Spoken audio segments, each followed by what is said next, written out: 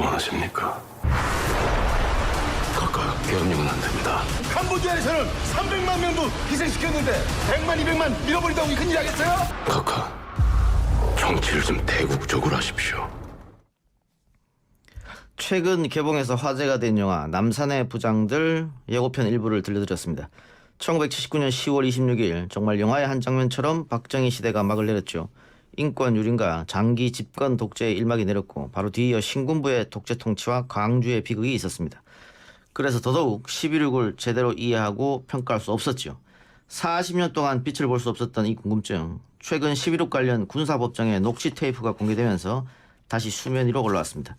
어제 저녁과 오늘 아침 주요 매체에서 보도했는데요. 고 김재규 중앙정보부장의 유족입니다. 유족 대표 김성신 씨 그리고 김양환 선생 두 분 스튜디오에 모셨습니다. 어서 오십시오. 안녕하세요. 안녕하세요. 예, 일단 우리 유족 대표 김성신 씨는 뭐 우리 YTN 라디오에서도 여러 번 방송을 하셨고 그렇죠? 네. 예. 네. 김양환 선생께서는 저희 아버님이십니다. 그리고 네. 김재규 장군의 그러니까 이 천안과 매제 사이. 천원과 매저 사이요. 예. 자, 그런데 그렇습니다. 예, 지금 그러면 우리 저 김양환 선생님께서는 당시에 11.6이 일어나고 전두환 정권이 들어서기 직전에 보안사에서 수사를 했지 않습니까? 가족들도 좀 고초를 겪었을 것 같은데 당시 기억나십니까? 예, 뭐 고철할 그 정도가 그걸 고철하고 해야 되는지 모르겠습니다만은 예. 참 완전히 고립됐고 외부에 접촉이 안 되고 외출도 안 되고 그 뭐 생활이라고 할 것도 없었죠. 생활을 할 것도 없었다. 예. 예. 뭐 이따가 자세히 또 설명드리겠습니다만은 그 김재규 전 부장이 중간에 변호인의 조력을 받지 않겠다 이런 얘기를 했지 않습니까? 네. 예. 그것이 유족 만약에 변호인단 조를 계속 받으면 유족들을 어떻게 하겠다. 네. 뭐 이런 얘기가 있었다 그래요? 예, 그거는 뭐 제 귀로 직접 들었습니다. 네. 선생님께 직접 들으셨고 예. 어떤 이야기를 하던가요?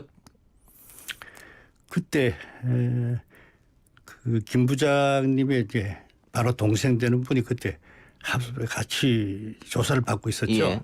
그걸 내보내면서 현재 지금 하고 있는 변호사들 다 해임을 해라. 예.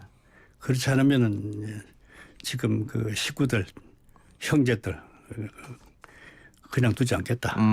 예, 그걸 분명히 해서 그때 저에겐 둘째 처남이지만은 그분이 나와서 또 형님 그 면회를 해서 그 전달하고 아하.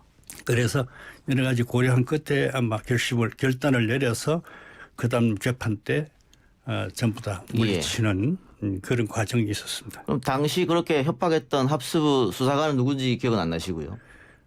그거는 내가 직접 그 당한 그게 아니고 동생분한테 들었으니까. 예, 들었어요. 근데 이제 그분이 지금은 고인이 되셔서요. 네. 예. 이제 누군지 알 수 없죠. 네. 알겠습니다. 자, 그런데 그 우리 유족 대표 김성신 씨께서는 당신이 굉장히 어린 나이였을 초등학교 6학년이었어요. 기억이 나십니까? 아, 그럼요. 네. 그때는 뭐 이미 기억 다 나고 뭐 명절 때마다 김재규 부장님 뵙고 뭐 인사도 드리고 안겨 있기도 하고 그래서 예, 뚜렷하게 기억하고 있습니다. 예. 네. 최근에 뭐 여러 그 자료들이 공개되면서 김재규 부장이 민주주의에 심취했다 이런 뭐 자료나 증언들이 많이 나오고 있거든요. 혹시 그런 걸 뭐 듣거나 보시거나 뭐 서도 같은 것도 그런 걸 많이 썼다던데. 네, 이미 그 전에 이렇게 남기신 뭐 글씨라든지 이런 부분들에 뭐 자유 또 민주 이런 이제 글자들을 많이 쓰신 걸로 알고요. 예. 뭐 저희 아버님께서 또 뭐 말씀을 해주시겠지만 그 젊은 시절에 이제 가끔 뭐 이제 공무원 생활을 같이 하니까 저희 아버지한테 세상 돌아가는 물정이라든지 이런 것들을 물어보기도 하고 그러셨던 모양이더라고요. 그래도 이제 어느 날 두 분이 독대를 하실 때 이 유신에 대해서 어떻게 생각하느냐 이렇게 물어보시더랍니다. 근데 그 당시 저희 아버지가 굉장히 젊으시고 또 기계도 있으시니까 그 유신 한 사람들 다 역사적으로 책임져야 될 것이다라고 비판적으로 얘기를 하셨더니 크레산주께서 하셨던 이야기가 너도 그렇게 생각하느냐라고 표현을 하셨다라고 이제 아버님께서 기억을 하고 계시거든요. 직접 제가 그러면 여쭤보겠습니다. 그러면 김재규 부장이 그 선생님을 통해서 국민 여론을 한번 들어봤다 이렇게 봐도 될까요? 예, 뭐 여론도 여론이고 내 생각도 그 당시에 공무원을 하고 있었던 그런 예. 시기니까 어떻게 생각하냐 해서 본이든 본의가 아니든 그 유신에 참여를 했지 않습니까? 그렇죠. 언젠가는 책임을 지셔야죠. 이랬습니다. 이랬더니 너도 그래 생각하나. 상당히 그 뒤에 저하고 대화가 여러 가지로 좀 있었습니다. 근데 선생님은 그 12.6 이후에 아까 뭐 고출할 것도 없었다고 했습니다만은 공무원 생활도 그만두셨다고요? 예, 그렇습니다. 그거는 위쪽에서 그만두라고 압력이 온 겁니까? 그때는 그 공기업으로 온 게 있었습니다. 예. 공기업이 있을 때 그냥 사표 내라 해서 사표 사표를 냈습니다. 내라고 이렇게 얘기해서 예. 그 김재규 부장이 12.6 때만 사실은 뭐 이렇게 하려고 했던 게 아니고 그 전에 몇 차례나 준비를 하고 실행에 옮기려고 했었다. 네. 뭐 건설부 장관 임명장 받으러 갈 때는 권총을 풀어놓고 갔다 이런 얘기도 했었는데 혹시 그 부분에서는 들은 이야기가 혹시 있으십니까? 그 당시에는 전혀 그건 못 들으셨고요. 극비죠. 본인만 알고 있었던 거예요, 그러면? 예, 그렇습니다. 뭐 사실 그렇죠. 왜냐하면 그게 오히려 유족들한테 알렸다라면 그게 더 이상한 거 아니겠습니까? 그렇겠네요. 예, 뭐 그런 일을 계획하시면서 그리고 실제로 12.6 때도 뭐 가족들은 아무도 전혀 알 수 없는 상황에서 그런 예. 일들이 벌어졌던 거죠. 예. 자, 79년 10월 26일 날 사건이 일어났고 이듬해 5월에 이제 사형 집행이 이루어졌습니다. 그러면 이제 40년이 지났는데요. 네. 네. 40년 지나서 재심 청구를 하게 된 계기, 취지를 좀 말씀해 주시기 바랍니다. 저희는 그렇게 생각을 합니다. 40년 동안 어떤 역사적 수준에서의 어떤 논의가 이루어지지 못했다. 12.6이라는 것이 뭐 그저 지금도 이제 새로운 증거가 나왔기 때문에 재심이 법적으로는 가능해진 것이고요. JTBC에서 그 봉지욱 기자가 그 새로운 녹취록, 그 당시 실제 재판이 어떻게 진행됐는지에 대한 녹취록을 구하게 되고 그렇게 구한 것을 민변 변호사 님들하고 먼저 상의를 해서 이것이 재심이 가능하겠느냐 검토를 거친 이후에 유족들에게 그 재심 신청이 가능하니 유족이 있어야지만 가능하니 좀 일이 진행되도록 도와달라라는 요청을 받고 이 일이 이렇게 진행이 된 것이거든요. 그래서 저희가 주체라기보다는 어떻게 보면 변호사님들과 그 봉주 기자와 이런 분들이 오히려 더 주체가 됐고 우리가 지금 열심히 조력을 하고 있다. 그 취지가 맞기 때문에 이렇게 보는데요.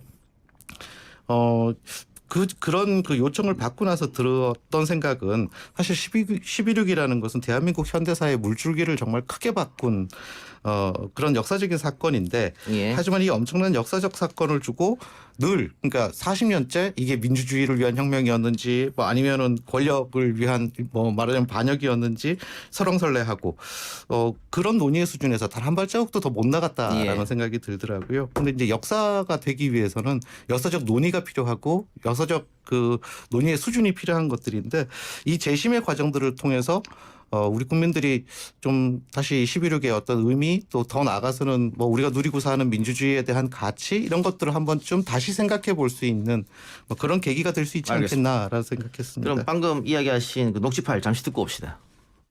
지가 가까 무덤 위에 올랐을 정도로서 지의 도덕관은 아직까지 타락되지는 않습니다.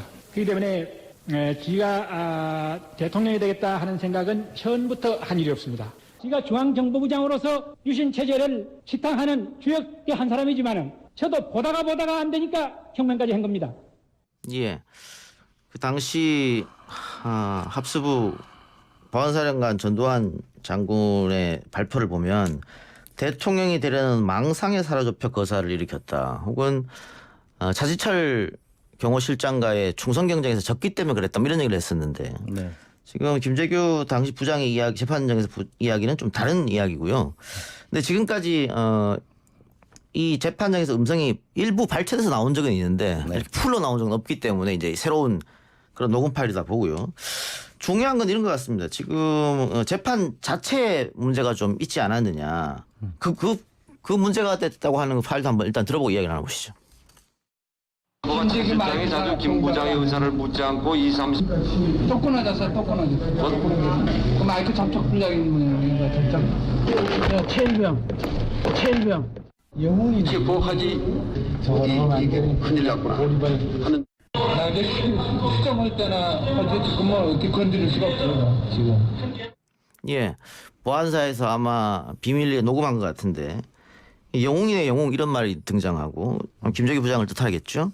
또 나중에 휴정할 때는 하지 지금은 건드릴 수가 없다라는 얘기도 나옵니다. 이거는 지금 재판 중이니까 어떻게 할 수 없고 휴정할 때 뭐 어떻게 하겠다는 얘기인데 그 쪽지 이야기도 나오거든요. 재판장에게 계속 쪽지가 들어갔다. 이거는 독립적 재판, 상권 분립의 정면을 위배되는 거기 때문에 네. 이런 재판이 있다고 하면 재판은 무효인 것이죠. 그래서 그러면 재심을 해야 되는 거 아니야? 이런 주장이시고. 예, 그렇죠. 지금 그 민변의 변호사님들 이제 이상희 변호사, 이영기 변호사, 또 조영선 변호사 이제 이분들이 세밀하게 지금 이 법리적인 검토들을 다 했거든요. 그래서 지금 말씀하신 대로 이때 재판 그 자체가 뭐 가료 쪽지가 날아왔다고 하더라도 이것이 말하자면 증거로서 인정이 되게 되면 그 당시 재판 자체가 그렇죠. 말하자면 그 정당성을 얻을 수가 예. 없게 되는 것이죠. 그 재심의 그 신청 이유가 되는 겁니다. 가장 중요한 이유가 될 수 있고. 그렇죠. 아버님께서는 그 당시 재판 과정에 좀 방청을 하셨습니까? 저는 방청은 안 방청 안 했습니다. 하셨고요. 네. 근데 이 녹취록을 보면 김재기 부장이 자신이 왜 이런 일을 벌였는지에 대해서 정당성에 대해서 이야기합니다. 뭐 민주주의 이야기하면 그 재판관이 계속 말려요. 그 말 하지 말라고 이렇게. 네. 예. 그것도 아마 어디서 듣고 그렇게 한 게 아닌가 이런 생각도 드는데 어떻습니까?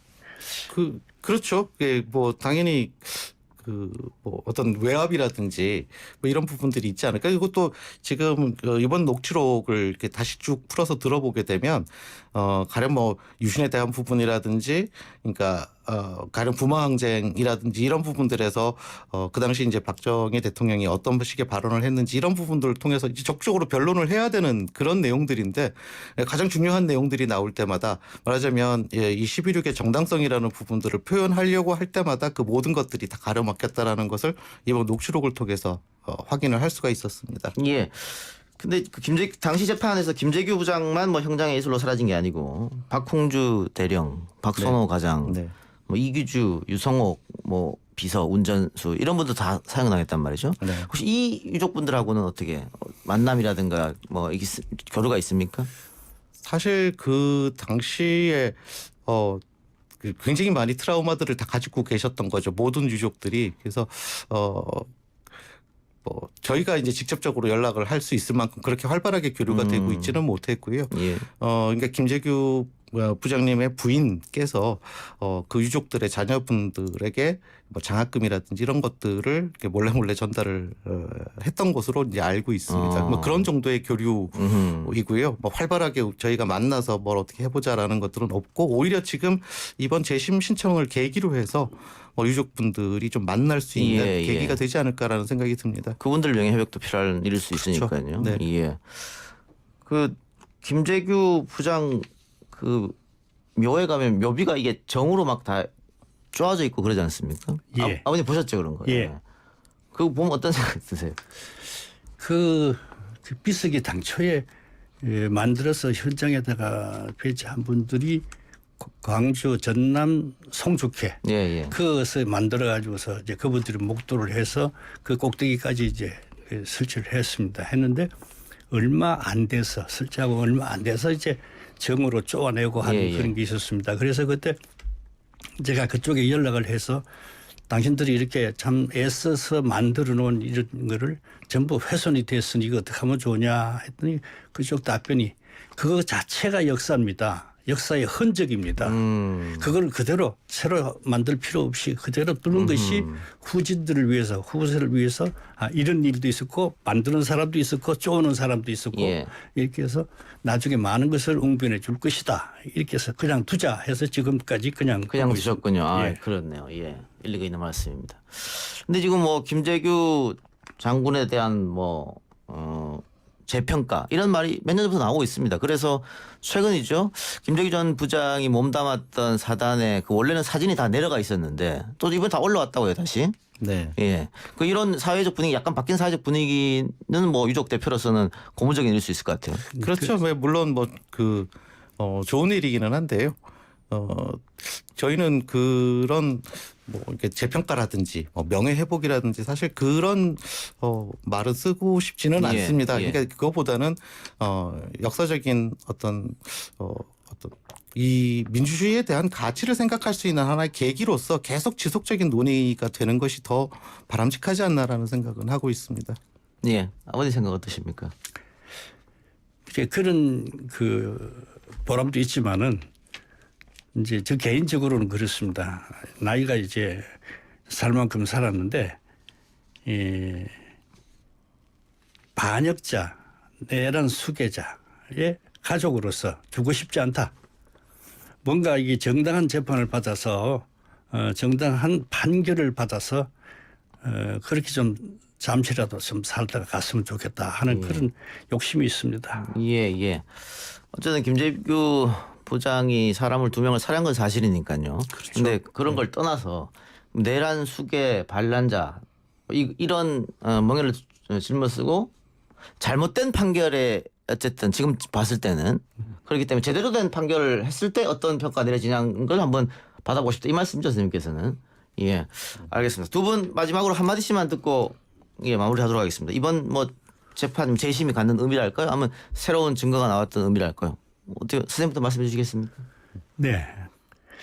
지금까지 이제 관례를 보면은 이런 사건의 그 재심이 받아져서 다시 판결할 때까지 상당한 시간이 걸려왔습니다. 지금까지는.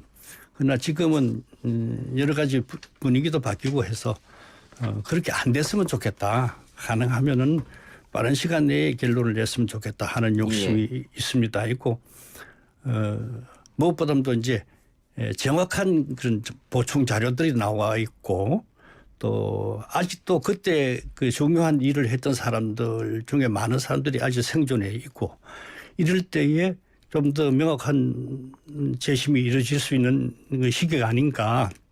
이 시기를 놓치고 시간이 더 가면은 많은 사람이 이제 사라지고 이럴 텐데 난 마음이 조금 바쁩니다. 빨리 이 결론이 났으면 좋겠다. 예. 네, 그런 생각을 예, 합니다. 아님도 한마디 해주시기 바랍니다. 이 뭐 내일도 그 한 방송에서 그 11.6에 대한 특집들을 방송을 하게 되는데 11.6과 이제 전두환 뭐 이런 제목이라고 좀 들었습니다. 그러니까 저희가 이제 같이 취재에 응하기도 했는데요.